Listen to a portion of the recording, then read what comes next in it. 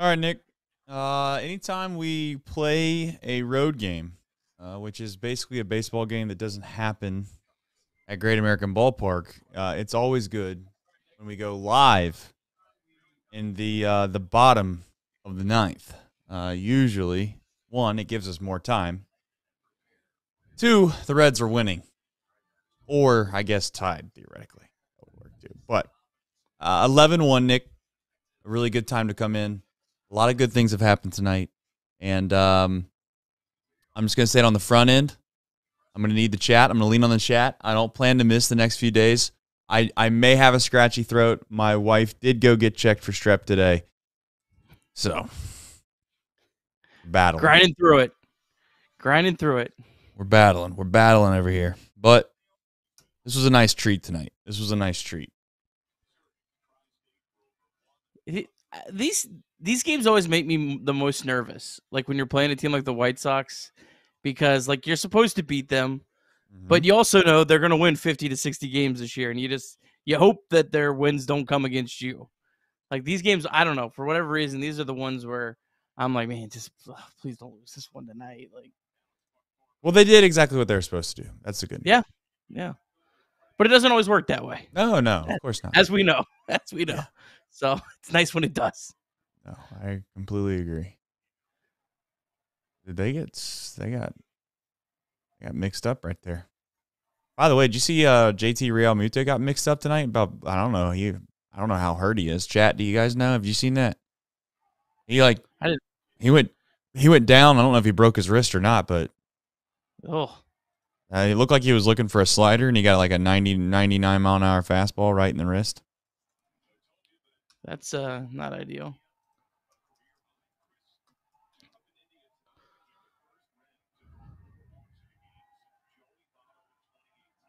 Wow. Did you hear that?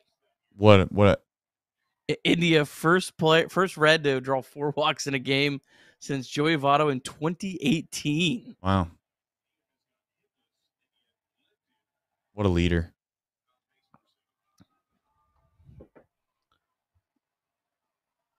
Wonder if Jonathan will ever cut his hair. No? That's like part of who he is now, huh? Yeah, I think it's part of the charm. Yeah, man. It's what makes all the women go crazy, as they say.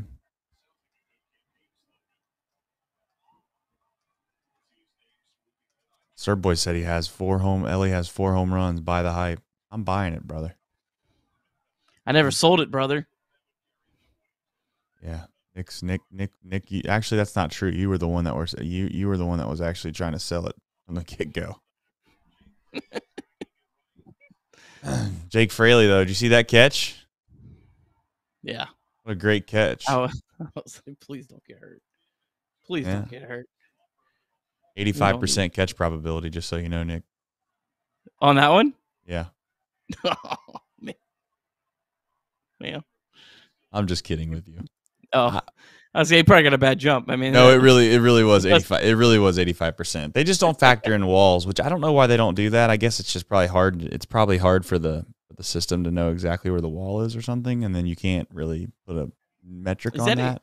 Is it in probability? Doesn't catch probabilities too? I thought that was just expected batting average. No, it's a catch probability. It doesn't factor in the fences.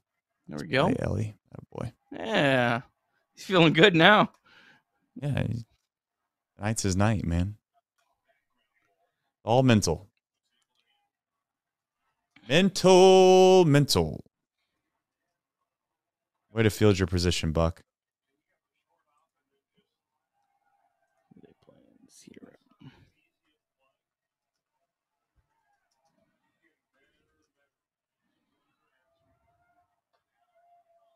I've been to this stadium, and it's not terrible. It's not terrible. Not the worst stadium I've ever been in. They got like a little kid zone up in left field. Not bad. Nice. You can. The one thing that was unique about it is if you did not have a seat in the lower bowl, they had a different entrance for you. Really? Yeah. You can't even get there? Yeah, you weren't allowed to go in the lower bowl. All right, Reds win. Couldn't go in the lower bowl unless you had a ticket in the lower bowl, which was like, oh, that stinks. But you know what time it is? It's time to do a show, baby. It's time to do a show. Woo-hoo! Here we go.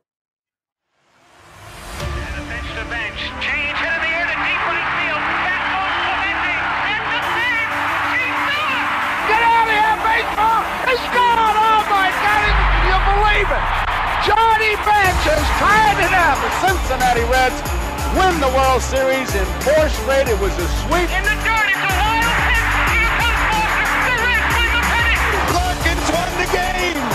That ball is fair. Cincinnati's ahead. 2 games to none. Welcome Joe Aranda to Cincinnati.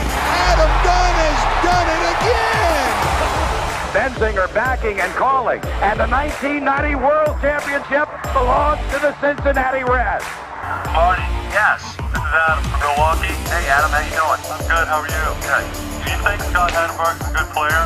Dunn up there with the bases loaded. The outfield deep and around toward right, and the 1-0 on the way to the plate. Swung on. Long drive. Right field. And this one belongs to the Reds. And a high drive. Hit back into deep right field.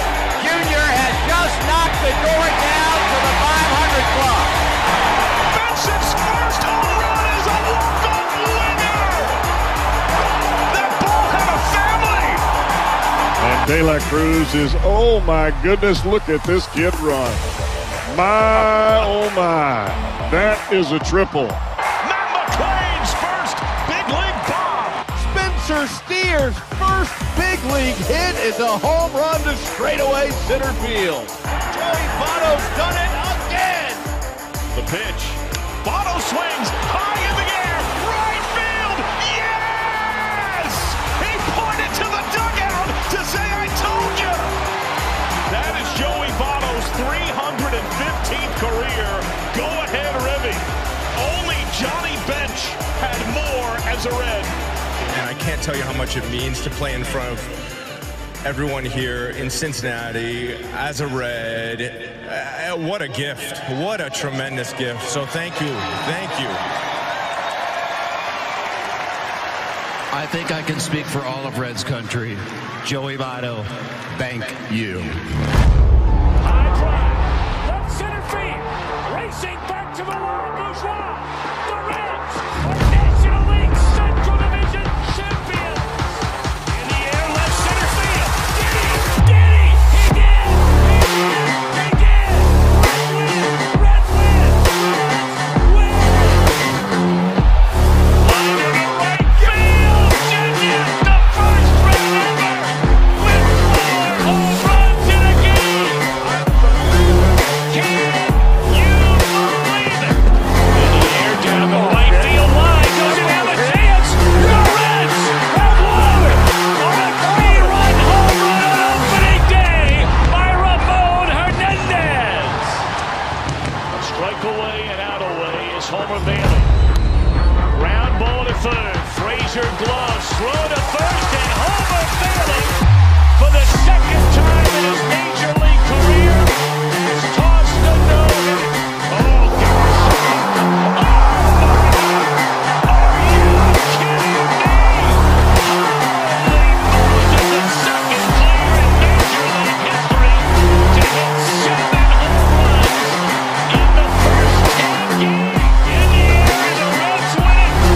What a dream beginning to the career of Cruz.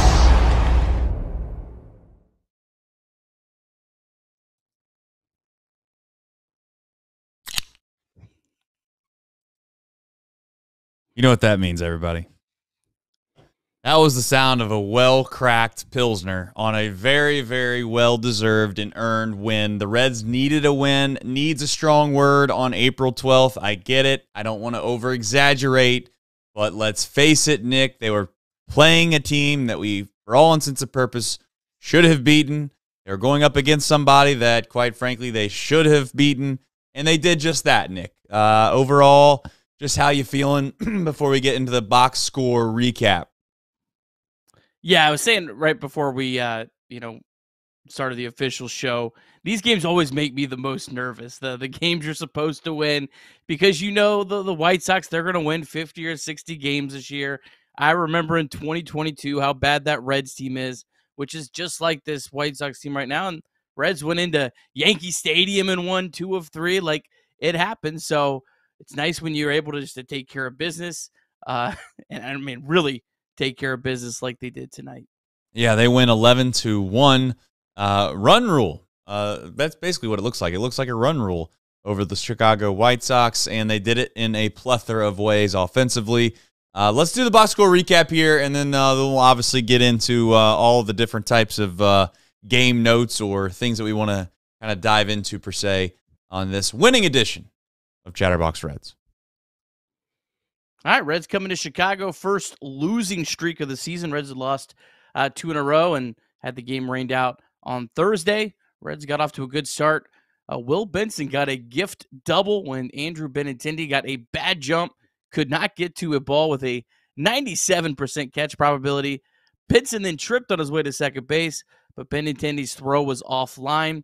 A wild pitch moved Benson to third. CES hit a hard ball to right field for a sac fly, 1-0 Reds right off the jump.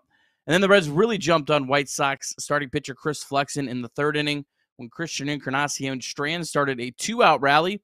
He had a hard-hit single to left field. Spencer Steer walked, and then CES scored from second base with some great hustle, an infield single by Jake Fraley. Ball was slightly deflected off the first base glove. Andrew Vaughn, CES motor around to score. And then Elly De La Cruz, he really made the White Sox pay when he crushed a 449-foot 3-run home run to make it 5-0. Tyler Stevenson, he had just missed a home run earlier in the game in his first at-bat, didn't miss it in at-bat number 2. He had a solo home run to right field to make it 6-0, his first home run of the year, and that chased Chris Flexen. Reds got one more in the 6th on a Nick Martini triple and a Santiago Espinal sac fly. Then 2 more in the 8th when Tyler Stevenson, Jonathan India, and Spencer Steer all walked. A broken bat single by Christian Encarnacion Strand with 2 outs made it 9-1. And then a 2 RBI single from Santiago Espinal in the 9th made it 11-1. And it was all thanks to Andrew Abbott. He made the longest start by a Red this season, going 7 innings, 4 hits, 1 run, no walks, 3 strikeouts. Reds win 11-1. Reds now 7-6 on the season. Hey, before we get into the deep drive of the game, Nick, do me a favor. Go throw that box score back up there. Yeah, I want to see something. I saw the people in the chat distracted me, and I didn't get it finished. So I guess, you know what? Let's just scrap the whole graphics. We're just going to do a plain show, just me and you talking, because that's what the people want. They don't want any professionalism here. They want to complain about an intro on a free show on YouTube. God almighty. You distracted me. It's your fault, Chad. It's your fault. You see that? Nick is blaming you guys. Yes, I want you guys to know Nick is blaming all of you. You are the problem. Hey, you know what the chat should say, Nick? I think you should stop pointing the finger and pull the thumb, big man. You should stop pointing the finger and pull the thumb. That's what they're saying. I thought you just forgot to hit update. Turns out you just said the hell with it. We're done with it. They're complaining about the intro. We did beat Reds Live back, by the way. I just want to let all the chat know. True. I know that you guys were complaining about how long the intro is, but the truth is that we did beat Reds Live back. So, just saying. Just throwing that out there. It is in the bottom bar below. It just didn't make it up. All right, let's do the Deep South drive of the game, sponsored by DSC. And who could it possibly have been outside of Elly De La Cruz? He homers. That's the 4th of his season here, and a young season. Hopefully he gets to that 25 mark. I think that's fair. 25, that'd be a great year. Anyway, exit velo 110, distance 449, launch angle of 27 degrees. That gave the Reds a 20% increase in win probability, jumping it up to 90%. And the deep drive of the day is sponsored by Deep South Commodities, and they are a leader in renewable commodities for biofuel production, specializing in used cooking oil collection, aggregation, and sales. Visit www.deepsouthcommodities.com for more information. And thank you to our friends at Deep South Commodities. That ball was smashed, by the way, if we're being honest. That ball was smashed. And you know what? I'm happy for Elly. Happy for Elly. Glad to see that he is, what's the right word? He's playing to the level in which Facebook Fred expects. He is. I'm glad that he can appease Facebook Fred, who spent a unnecessary amount of time worrying about Elly De La Cruz. Look, Ellie's going to have ups and downs, but this is what he's capable of, what he's done over the last week. Yeah, I mean, look, he's going to face some tougher pitchers. Obviously, tonight you're facing the White Sox. You're facing a journeyman pitcher that probably doesn't make a whole lot of major league rosters right now. Right. But, hey, look, these all count. He's continuing to get better. Made a nice play in the ninth inning defensively. Looks like he's getting more confident just overall. And you just got to take a step back and take a breath. Let this guy develop because he's still developing. He's still incredibly young. If you had asked people 2 years ago, you would have thought he'd just be getting to the big leagues now. So he was ahead of schedule when he got here. It's nice to see him playing well because if the Reds want any sort of chance of making the playoffs and maybe even doing some damage, it has to be with the help of Elly De La Cruz. I agree. And you know what? It's adorable about Elly De La Cruz that I love more than anything is when he does his interviews in English. I genuinely like that. I don't know what it is about that, but it just makes my heart happy to hear him doing his interviews in English. One in which you can always catch on the podcast version of this very same show in the mornings more times than not. All right, Tyler Stevenson, he hit an Oppo Taco home run. Kudos to him. He's got a little bit of pop the opposite way. I don't know what it is about him and his inability to lift the baseball on a poolside pitch, but he just doesn't do it all that often. But if you leave a pitch middle away and it's relatively straight, he does some damage to it. So I'm kudos to Tyler Stevenson. Now, it did kind of take away, in my opinion, Elly's home run after he hit his, but I was just like, all right, well, this guy's officially put his application in for working at Kroger after that ball left the yard. I don't want to slander Tyler Stevenson. I like Tyler. He's a good guy. It's got to be a bad look for you if you're giving up Oppo Tacos to Ty. Wow. Sheesh. In fairness to Tyler Stevenson, he also, I think the other ball that he hit was actually further. The one that... It was. 390-something plus feet. What do you have in front of you? 399, yeah. Yeah. He swung the bat very well today. Caught Andrew Abbott. I saw we had a super chat right off the rip asking about if this was the first time Stevenson had caught Andrew Abbott. He caught him once at the end of last year, kind of when Abbott was out of gas. But, yeah, look, nice to see him catching Andrew Abbott and, not maybe a little bit more of that personal catcher, like you have to catch this guy, you have to catch this guy. Obviously, Andrew Abbott seemed like he was pretty comfortable with Tyler Stevenson tonight. Right. Again, you don't want to make too much of a big deal of a game against the White Sox, but hey, what else are you supposed to do, right? Other than win the game 11-1. Couldn't agree more. A couple super chats here real quick. For some reason, YouTube's struggling tonight. It really is. It's like not showing me all the supers, but I'm just going to click on them anyway. Dougie Bubs says, like the stream. He's right, because usually that's scientifically proven to get us some wins. And then Dougie Bubs also was the one that asked about the pitching with Abbott. So shout out to him. All right. What do you got on there that you love? Oh, look, he's showing off now. Look, he's showing off. I love that. All right, Nick, back to some serious sports talk. Andrew Abbott. What else is there to say? It's one of those weird situations where I don't want to take away anything that any of these guys did tonight just because it was the White Sox. But part of me wants to do that. I'm fighting that battle right now. Andrew Abbott threw the ball really, really well. He threw the ball over the plate, got outs. I get the lineup wasn't all that great, but at the end of it all, hey, I'll take that from Andrew Abbott. And it sounds as if, not to jump too far ahead, but it sounds as if he's solidified himself, at least for the time being, in the rotation.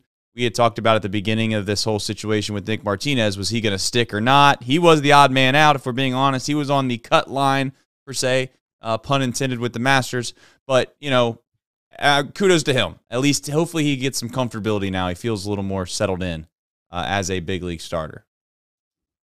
Yeah, I mean, you love that he didn't walk anyone. This is a team probably your number one rule going into a game is do not beat yourself, right? I mean, you want to throw strikes against this team. If you're a left-handed pitcher, I talked on the podcast this morning with Elijah Evans, who covers the White Sox, and he said, if you're a left-handed pitcher, this is a dream lineup for you. And it's true. And I guess we'll see how Nick Lodolo does tomorrow, and that might make us feel either better or the same about Andrew Abbott's start today. But look, he took care of business. Nice to see him go 7 innings. Nice to see him save the bullpen. All those kind of things are important over the course of a 162-game season. And yeah, I mean, look, there was a lot of questions about him, and I'll be the first to raise my hand. I thought that he was probably the guy that I would have asked if Brandon Williamson would have been healthy, but Brandon Williamson's not healthy, and Andrew Abbott has just proven that he belongs right now, and you hope that he can continue to keep it up because he's thrown the ball really well this year. Looks exactly like he looked at the beginning of last year, so you're kind of starting to think, all right, well, was the end of last year just straight running out of gas? Was that it? And it's trending that way. Yeah, that was the fight that we were all fighting in regards to what we wanted to make out of Andrew Abbott. Was it a fluke that he threw the ball really that well over the course of a month and a half when he first came up? Was it a situation where maybe the league didn't really adjust to him? We always talk about hitters adjusting to the league, right, or pitchers adjusting to hitters in the league, but we rarely talk about maybe hitters starting to get some intel on pitchers. And I was wondering if maybe that was part of the case as to why he fell or kind of floundered down the stretch. Many people, rightfully so, pointed towards exhaustion, and it was the most innings he's ever thrown in his career. And that probably, more than likely, was the reason. Or sometimes maybe you just, like Nick, he came down to earth a little bit too. Maybe it was a combination of all three of those things. Like, let's face it, he wasn't going to be a 1.4 ERA pitcher for the rest of his career. So there was at some point, the old cliche always works itself out. Water will find its level. Anything left to add on Abbott before we kind of move forward into this show that is a winning one, 11-1? Not really. I mean, just a nice performance. Just good to see him taking care of business. Be interested to see kind of how he looks his next time out. Yeah. Who's he up against next? He's up against the LA Angels. So probably a pretty good matchup. The Angels, I think, have a little bit better offense than the White Sox for sure. Obviously, if you have Mike Trout in your lineup, you're probably better than whatever the White Sox are running out there. But yeah, great start to the season for Andrew Abbott. Really excited about the way he's got off to start the season.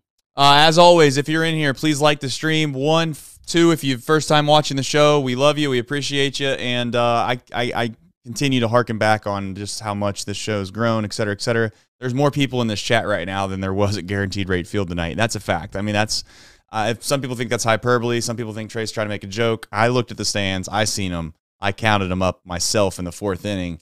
And there's more people in here right now than there were there. Sean asks here real quick, when you have as many young arms as the Reds, why wouldn't a 6-man rotation be preferred? Sean, my preferred answer to that is that you're dealing, the whole cliche or the rationale behind you don't want to move, like if you have an injury in the field, you don't move guys 3 and 4 positions to try to fill that one hole. I don't want to affect 5 guys just to try to appease one. That's my thought. And maybe most of these guys would prefer a 6-man rotation. I have a hard time believing so. They're creatures of habit. They want to have it the way in which they probably had it most of their career and or the way in which it's been their entire minor league career, and that's 5-man rotation. That's just the standard. Maybe, again, hand up. There's no guarantee that it wouldn't be useful or wouldn't help. But, Nick, I prefer, more importantly than the 5 or 6-man rotation, like I said before, I've said this 1,000 times on the show, and it's kind of turning out to be I was right, not to try to brag. But I just want to have Nick Martinez in the bullpen because I like the idea of him being there. Like, that's helping solidify a pretty solid bullpen. Guys you can rely upon to go to in a tight game. Adding Nick Martinez into that helps us. The only pushback I would give you on that is the thing that worries me about moving Nick Martinez to the bullpen right now, this early in the year, is if there's another injury right after that, and you kind of messed Martinez's the way he'd gotten prepared. Because all spring he gotten prepared to be a starter. He had ramped up that way, and now he's going to ramp down to some degree to be a reliever. So again, I think there has to be some sort of knowing your team, and this goes to Derek Johnson probably more than anyone. He's got to know, okay, would Graham Ashcraft fit in a 6-man rotation? Would Frankie Montas, would Hunter Green fit in a 6-man rotation? Because that's as big of a key as anything else. Now, it worked wonderful for the Brewers, but had the Brewers kind of had this as a strategic thing throughout their organization where they were prepared better when they got to the big leagues for a 6-man rotation, because you don't want to mess, like you said, you don't want to mess these other guys up. But if you think that it wouldn't mess them up, I'm all for a 6-man rotation and limiting the innings early in the year when you can. But I don't want to do anything to mess up Hunter Green at the same time. So there has to be that balance, and that's where you have to really know your players. No, and those guys, let's be honest, that's where David Bell and obviously Nick Kroll and the rest of the front office they're going to know the players. They're going to know, I don't want to say the mindset, but they're going to know kind of the systematic way in which they've already gone about their business way more than we would ever. So I default to them. All right, game time, folks. If you have not been in this chat, I see you right now. I get it. You're complaining about the ads, but I got one more for you right now, and it's because we need your help. I'm asking for your help. If you want to be a big-time fan and go to a game, there's no better place. There's no better place to turn to than the Game Time app. As we've said before, you can use a code. You can get $20 off your first purchase, and you can use the code CINCY, C-I-N-C-Y. That is Cincy, C-I-N-C-Y, for $20 off your first purchase. And you know what? I'm going to tell you a little secret. This is inside baseball. You guys can use the code like more, I don't want to say more than once, but you just got to be smart about it. It's like if you have a significant other, you got a dog, you got to use your brain here. You got to use your brain. Maybe you know somebody, they haven't used the code. You just got to figure it out. I see many of you. In the chat. You've come prepared in multiple facets at time. So just think through the ways in which you could possibly use the Game Time app and use the code CINCY, C-I-N-C-Y, and help us out, and we would very much appreciate it. Tickets the other day, I know the game got rained out, and rightfully so. That's probably why nobody wanted to go. But I think you could get on the Game Time app, and I'm not even joking. The tickets were $4. All right, moving on. Trace, you probably could get on the Game Time app and find a ticket for tomorrow or Sunday if you're able to make a trip up to Chicago for a really good bargain using the Game Time app. Yes, if you find a hotel, my best guess is if you could find a hotel in the Windy City for, call it $125. My best guess after tickets, all in price, you're looking at about $130. My guess. It all comes down to what you can find on the hotel value. Or just sleep in your vehicle. Just make sure you don't do it on the south side. All right, moving on here. CES and the offense. Good for CES, by the way. He didn't really maybe deserve the last one, but he did deserve it. You know what I'm saying? Like he hits the ball. He's hit the ball hard the last probably week, I'd say. The only pushback you could make a little bit, Nick, on all of the folks that are trying to defend him by just saying, "Oh, he's hitting the ball hard. He's hitting the ball hard." He's not lifting the baseball, though. Like he needs to find a way to get the ball in the air, and that will probably make sure that some of those hard hit balls are actually hits. But it looks like he's seeing the ball significantly better, and he's kind of looked like that over the last few games as well. It's just nice to see him get some results tonight. The really nice piece of hitting in the first inning, getting that first run when he did actually lift the ball to right field, hit the ball really hard to the right fielder. What you want to do in that spot? I'm not a big oh yeah, just get the easy run, hit a cheap sac fly. Like you want to do damage, but you also want to make sure you get the run in, and that's what he was trying to do, and came through in that spot. But just up and down. Jonathan India walking 4 times. He really, there's something about him in the leadoff spot where he just embraces it and seems to have a better knack for getting on. I think what Nick was saying as he pops back in here. I think what Nick was saying was that there's something about Jonathan India and the fact that when he's in that leadoff position, he finds a way to get on base. Is that what you're saying, Nick? That wasn't the internet. That was like the power flickered. Oh, But no. yeah, but it didn't flicker enough to, I guess, kick the Wi-Fi off, or I'm on borrowed time here. I don't know. One of the two. Oh, no. You are close to Canada, you know. I am close to Canada. All right. Have you ever had Finish your the thought. power? Have you ever had the power flicker and your Wi-Fi not go out? That's kind Well, of I mean, I don't know what to say about any of it. No, I have not. Usually when my power goes out, Nick, my power goes out, brother. But as far as flickering and it staying all on and your computer not shutting down, I don't know. Maybe we're, I don't know. I'm going to stop before I say something I'm not supposed to late at night on a Friday. I think I was talking about India, and You were. he seems to really embrace the leadoff spot. For whatever reason, he seems to have more patient at bat, seem to be a lot more willing to draw walks in the leadoff spot. Obviously tonight he was facing some pitchers that kind of gave it to him, but overall, I mean, he's almost like a completely different hitter in the leadoff spot, and it's cool to see. And you keep putting him there. With the lineup the Reds have right now, at least until TJ Friedl comes back. Maybe even you keep him when TJ Friedl comes back, and you put Friedl ninth maybe to start the year, and let him kind of get comfortable and ease his way in and kind of see how that works. Yeah. All right. You have NL Central on here. I'm going to add one really. We always it's time to give out some flowers again. You ready? Going to give them out. It's Friday night. We're feeling right. And I think it's time to give Espinal a little bit of flower love. I don't know if he hit the ball all that hard tonight, but you know what he did do? He hit him where they ain't. And that's the goal of the game. That's the purpose. When you go up to bat, the goal is to get on base. And you know what Espinal did tonight? And he got on base, made a nice slick fielding play in the field.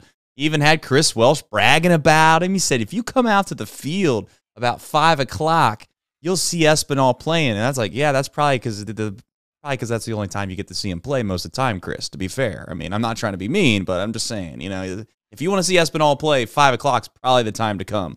But, he was given a nice compliment to Espinal. So shout out to him. I'm really happy for him. Again, to be very clear, I hope that I don't really see him play a lot of baseball, especially in meaningful moments. But I do want to give him his flowers. So kudos to him. 2 for 4, 3 ribbies. Nice day for Santiago Espinal. Look, he's going to play versus left-handed pitcher, so you're going to see him again in the lineup tomorrow. I think he could fit in the platoon role fine. I think he's fine. Yeah. I think he's a solid defender. I think he had a really rough start. There's nothing worse. There's nothing worse than when a new player comes over. You look at their StatCast page. The outs above average look really good, and then they just crap the bed the first 2 games, and boom, they're a terrible defender in everyone's mind. And I can't do anything to change their mind until they play 5 months of elite defense. I have nothing against him defensively. I just don't know how long that battle hold up, but we'll find out. I mean, at the end of the day, we don't have much of a choice. He's here. There's no backups. Nobody's coming to save. You know what I am thankful for? Well, I'm not really thankful for it, actually. I don't know how to explain this. I'm not happy that Arroyo got hurt, but I am happy that I don't have to hear about every other day why Arroyo is not up here. I'm very thankful for that. That would have been so brutal to listen to. Like, oh my gosh, we need to get Arroyo up here. It's like, dude, the kid's like 20 years old. Dude, we need to do a class like 3 times a year on service time, right? Like, let's all think logically about service time. We bring these guys up, their clock starts. We want to try to utilize, not that we're trying to manipulate it. But I'd like to bring these guys up when they're like 100% ready and they're going to make an impact right away. And boom, we can start the clock then. We can get all of our money's worth out of them. No offense, but I don't want to bring Arroyo up and him like kind of puts around like, I don't know, Jose Barrero for a few years. And then you got people that think he stinks after he comes up. Yeah, it was just going to bring up Jose Barrero. I don't think you can put all the blame on why Jose Barrero didn't work out and him getting called up at 20 years old in a emergency spot in 2020, but I don't think it helped his career at all either. So it's kind of a cautionary tale that you don't want to rush these guys, especially when you're not going to call up Edwin Arroyo and he's going to completely change your team, right? Like that's what, if you're calling up players early, they better be like Elly de la Cruz and can have an immediate impact on your team. You don't want to be calling up guys that aren't really going to move the needle very much, wasting service time, like you said, wasting an option, like you said, that early in their careers. Yeah. And then one last thing I want to get ahead of this. I will say it out loud. I'm going to turn into a candy man soon. I'm going to turn into one. I don't know if it's the right thing to do, but it's the one thing that my positive brain wants to try to do. I want to will this man to start playing some good baseball. And I think that he will. But he's not so far. And I'm just praying to God that he can find his groove, because as much as you've talked about we needing Elly to be the guy, or Elly being a good player, or Elly playing to his capable level of play, I would say the same thing about Jeimer Candelario, if not more. Like, this guy is a guy we brought over for a specific reason. Kind of need him. But tonight, didn't need him. That's good. I was kind of surprised that he got the night off, because he had good career numbers against Flexen. So I don't think David Bell puts Who didn't have good career numbers versus Flexen after what I've seen tonight? I don't think that many guys had actually faced him before. I think there was only like four players that had actually faced him. I think he was 3 for 4. I know David Bell doesn't put a lot of stock in those small samples. Right. Well, there's going to be fist fights at David Bell's office the next time Flexen's coming around to come up. Yeah. They're going to all be trying to get in the lineup. Jamer's watching Santiago Espinal rip balls, and he's like, what the hell, man? Like, This is the night you sit me? This is the night you give me a rest? And tomorrow, we'll talk about in a second, is the White Sox best pitcher by a mile. And I'm sure that's what David Bell was thinking. I'm going to, sit Candelario this night, because we could use him as a right-handed bat against the better pitcher. But it also is a tough balance where, like, this would have kind of been a nice guy to get the guy going. It would have been. All right, right before we get to Reds MILB, I got a couple supers here. Jason Brochure says, Abbott seemed to have room to get creative with pitch selection tonight, and it worked, right? I mean, I'll be honest, Jason, I wasn't that locked in. Once the Reds scored 6 runs, I kind of like, I don't say mentally checked out, but I kind of was just relaxing, and I wasn't locked in. That could be the case, but I mean, anytime you get runs early, I would say, Nick, pitchers without question become a little more comfortable. There's going to be a little more sigh of relief per se. You don't feel as if, like, if you walk 2 guys that you're going to get ripped out of the game. And if it's a 0-0 game, there's a chance you get taken out pretty early if that's the case. So I would venture to say that the offense helped out a little bit in that. Well, and we did just see it with Graham Ashcraft just a couple days ago. I think he was up 8-1 and didn't keep pitching. And Reds ended up having to use their 3 best relievers in that game. So, yeah, like, it's not as easy as, and I know Ashcraft was facing a much better lineup than Abbott was tonight, but you still have to go out and make pitches. So that's important. Did you see the other one? Did you want to read that one? Yeah. The second one from Jason says, did Abbott give Hunter a lesson on how to get creative with pitch selection, or was it the White Sox? So same type of question. Listen, Hunter Green is going to be a lightning rod for 2 reasons. Reason number 1 is because he was on the cover of Sports Illustrated. He was highly touted coming up through the system. He was the number 1 pick, et cetera, et cetera, et cetera, et cetera. He throws 99 miles an hour. He has a lot of hype coming up into the system. That's why he's going to also be a little bit of a lightning rod. You're going to have some people that are going to try to fight tooth and nail to defend Hunter Green as long as humanly possible. And then on the other side, you're going to have people that are just like, for whatever dumb reason, they're looking for a reason to root against him. I don't know why you'd be a Reds fan and rooting against him, but I do genuinely think that's the case for some people. The second thing is, and it happens every time in this city for sure, or maybe the other cities are the same as well. I don't want to just blame Cincinnati, but he signed a contract. Now, here's the thing about that contract, Nick, that I want to kind of like, I don't want to say we spent a ton of time here on this, but like, I do think it's relatively important. We haven't talked about this a lot. His average year-over-year contract on that was 8 point some odd million, I think. Like, that's the year-over-year average. I'm not saying that's what he gets paid every year, but that's That's the average over the term. They get 1 year of service time, basically extension out of it. And on top of that, they avoid arbitration. So all in all, I think the average pitcher in Major League Baseball, I looked up this the other day, is $5.5 million. Is just the rough average of what a starting pitcher goes for in Major League Baseball. And let's be honest, $5.5 million per year is not those aren't, okay, let's be clear. Those aren't like the decent arms. That's just the overall average. Anybody that's worth their weight at all is going to get paid, I don't know, Nick, what's safe to say, 15 plus, somewhere in there, at least?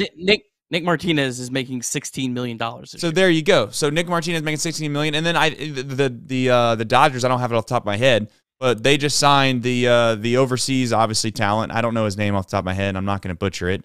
But the Japanese pitcher, correct? He's making $30 million a year. Is that right? Mm-hmm. Glasnow, I think, is making like $20+ million a year, or $20+ million a year. And the guy was just hurt. He's not all that. My point in saying all that is to say that it's not like Hunter Green got some major, massive contract. Like, he just didn't. Now, if he doesn't throw well at all, guess what? The Reds lost the deal. They lost out on the deal. We get that. But if he throws the ball really, really well, then the Reds win. There's this risk-reward here. You can't play both sides of the coin. And I would just say that the reason for his hate, more times than not, I don't know, comes from just the fact that it's either a person thing, that people are overhyping him up, or they think that he got paid a lot of money and he really didn't. So I just kind of want to throw that out there and saying, listen, Hunter Green, he doesn't even need to be an ace to be successful here. But he's going to have to develop some better. I've rambled on forever here, but I do think he needs to get better, Nick. Like, he's not. He does need to get better. Holding the contract against him is just, it's not right at all. I mean, if he continues to put up, right now he has a career 4.64 ERA. If he just continues to put up that year after year after year, he's going to end up making as much money as he makes through what his original signed deal was. Like, that's how much these pitchers make. So the contract's just really it's almost more of a formality. So the Reds kind of have that etched in. They know their budget more than anything, and then they end up getting an extra year or two at the end of that. The only way they really lose if he were to get hurt. Yes, which is why I think he signed it, right? Yeah, I mean that's exactly right. The only way the Reds could lose this contract is if he gets hurt. Yeah, I mean that's spot on. One thing on Andrew Abbott though. Andrew Abbott is older than Hunter Green. I don't think enough people really actually realize that. He's older than him. It kind of reminds me of Johnny Cueto and Mike Leake. Mike Leake came up and was an instant success, but there wasn't really much of like an upward trajectory. Like that, he was there. He was good. He was good for year after year after year. And credit to Mike Leake, he was great.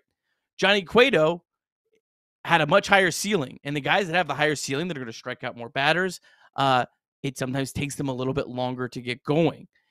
I think that could be exactly what you see here with Andrew Abbott. So I really don't think you should use Andrew Abbott's success against Hunter Green. You can if you want, but I don't think it's fair because they're two very different types of pitchers. The pitcher that's like Andrew Abbott, I think it's a little easier for them to have the instant success. You know, going all the way through college in the ACC versus a guy like Hunter Green that had Tommy John surgery. While he was developing, there was the whole COVID thing, which completely threw off a whole year of development for him. So there are two different types of pitchers. Obviously, I want to see Hunter Green. I think his best year is a 4.44 ERA. I like to, if he could get somewhere close to like a 4 at the end of the year, it's not going to make everyone happy. It's going to make me happy because that's a positive sign forward. And you just want to see him continue to get better. But I wouldn't hold what Andrew Abbott's doing against him. I don't think that's fair, really, to either pitcher. I agree. All right, moving forward here. Reds, MILB. That would stand for Minor League Baseball. Nick, you got a chance, obviously, to see what was going on around the farm. What'd you find out? Yes, Louisville, they are playing a double header. The first game, they lost 5-4 in 8 innings. They play 7-inning doubleheaders in the minors. It was tied, so it went into the extra inning in the first game. It's actually 0-0 in the top of the 6th in game 2. Connor Capel, he's off to a really good start. He already has 5 home runs. So if you're looking for maybe another bat the Reds could maybe call up at some point, Connor Capel is certainly on the list there. He's hitting 306 with a OPS over 1,200 through his first 12 games. Really disappointing start from Lyon Richardson tonight. Walked 5 batters. He's really struggled with his command early in the year. So that's a little bit disappointing as a guy that I was really kind of banking on for some depth. Hopefully he can get it figured out. Another great outing from Tony Santillan. Scoreless inning, struck out 2, just 1 walk. Chattanooga Lookouts, they have started the season 0-5, Trace. Oh, man, Austin Hendricks. Tough night. Matt Nelson had 2 hits. The one guy that maybe he might be the best player at Chattanooga, Zach Maxwell. Guy that really got a little bit of publicity in spring training is a guy that could throw over 100 miles per hour. Looked great tonight. Retired all 5 batters he faced, struck out 3. That was just about all the excitement down in Chattanooga.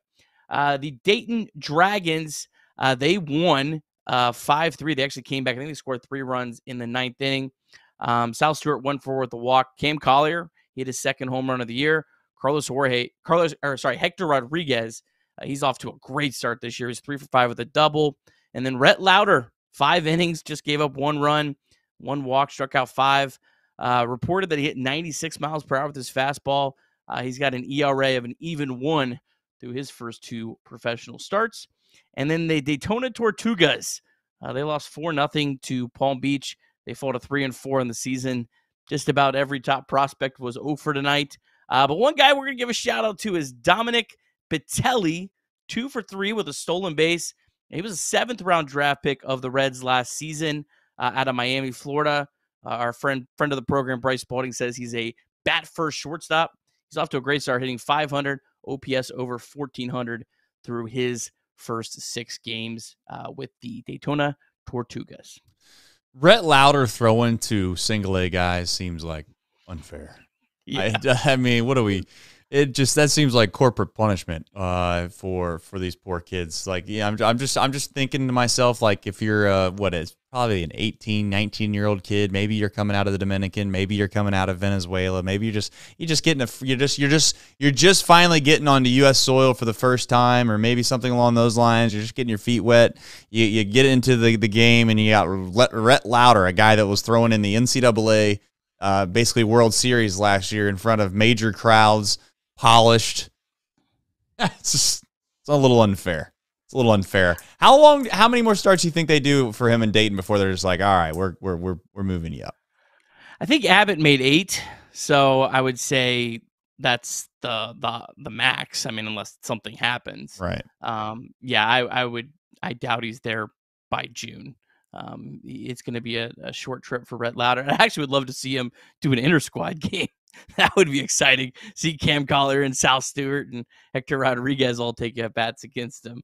Although that might not be very good for those guys' confidence. Yeah, well, you never know. I mean, I seen of all the things I took away from obviously our trip, seeing Lauder throw the ball, I was like, man, this guy. I mean, I know whatever the gun said, it was like 95, 96, 97 miles an hour or whatever, but it was coming out of that hand pretty smoothly. All right, moving forward, the Reds, they do play again tomorrow, Nick. This time, they get to play a little bit earlier. Day game. Who, what, when, where, and why. We get to see some fun stuff tomorrow, Nick. Yeah, 2:10. I have not saw a 2:10 start in a while. Reds are pretty much exclusively 4 or 7. I don't understand total side tangent. I don't understand why there are not more MLB games on Saturday at 1 o'clock. Like at least 1 or 2, because there's a lot of times where on Saturday there's not a game till 2 or 3 o'clock. I would start a game at like 11 a.m. like they do on Sundays on Peacock. But nonetheless, Nick Lodolo, looking really forward to seeing him make his season debut. This is his first start since May 6th, 2023, and his last start actually came against the Chicago White Sox at Great American Ballpark. That was his only career start. 3 2/3 innings, 3 earned runs, but again, he clearly was not right at that point. Lodolo didn't have the best rehab assignment. I mean, but it's so hard to know what he was working on. Did have a nice spring, though. Looked really, really good this spring. The only 3 White Sox batters that have faced him is Benintendi, 1 for 2 with a double. Grossman's 1 for 3, and Andrew Vaughn is 0 for 3. For the White Sox, this will be the best pitcher they've got, Garrett Crochet. If White Sox fans, this is probably like their one guy that they're watching, so they'll be locked in tomorrow. He was the number 11 overall pick back in 2020. He had been used exclusively as a reliever, but this year they decided to move him to a starter, and it's been a smashing success. He's got a ERA of even 2 so far. Crochet actually made his big league debut against the Cincinnati Reds in 2020. Right at the end of the season, he was called up to kind of help them with their playoff push. The Reds were kind of in their playoff push. And he was actually the White Sox opening day starter, was electric in that game. 6 innings, just gave up 1 run, no walks, and 8 strikeouts. So this will be a tough matchup, but he's a lefty. It'll be a tough matchup for the Reds tomorrow for their offense. Hopefully Nick Lodolo can, do what Andrew Abbott did tonight. I would kind of expect a little bit more of a lower scoring game tomorrow, but this is going to be a fun pitching matchup. I'm excited about this game tomorrow.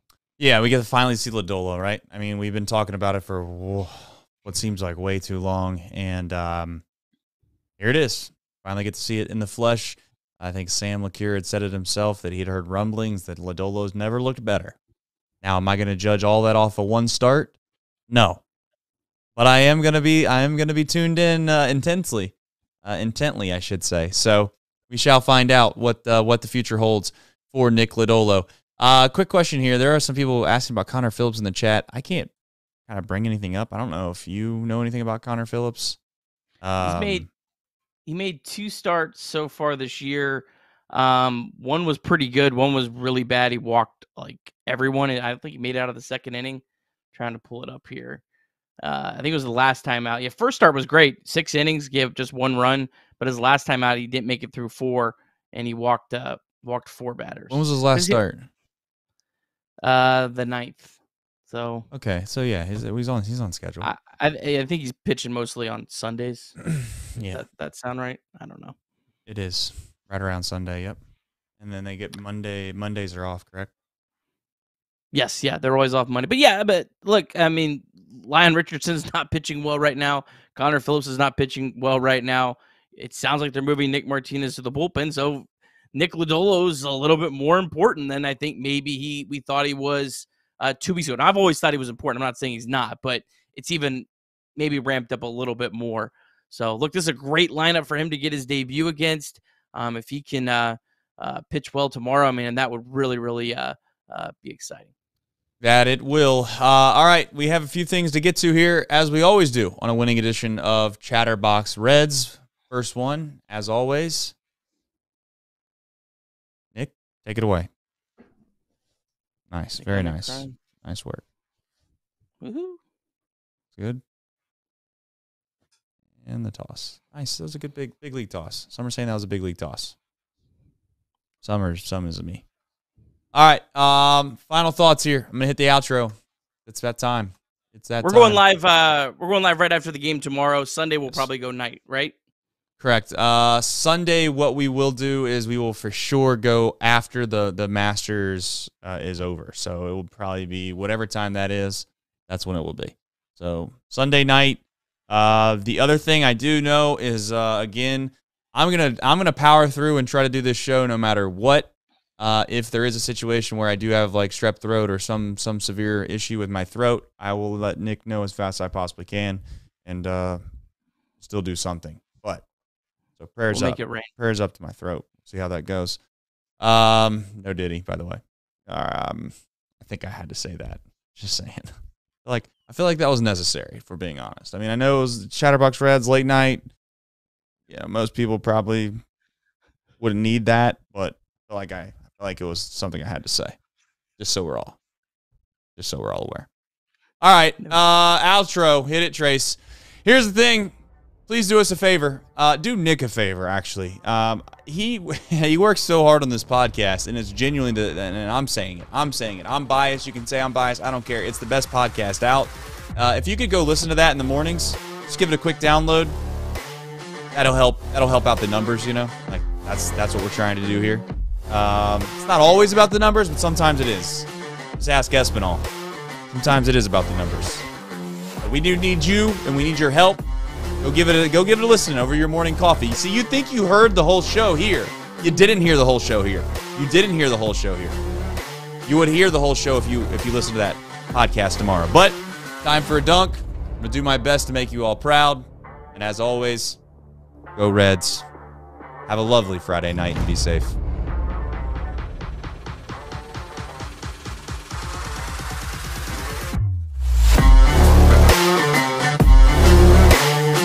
Had to be quiet. Athlete.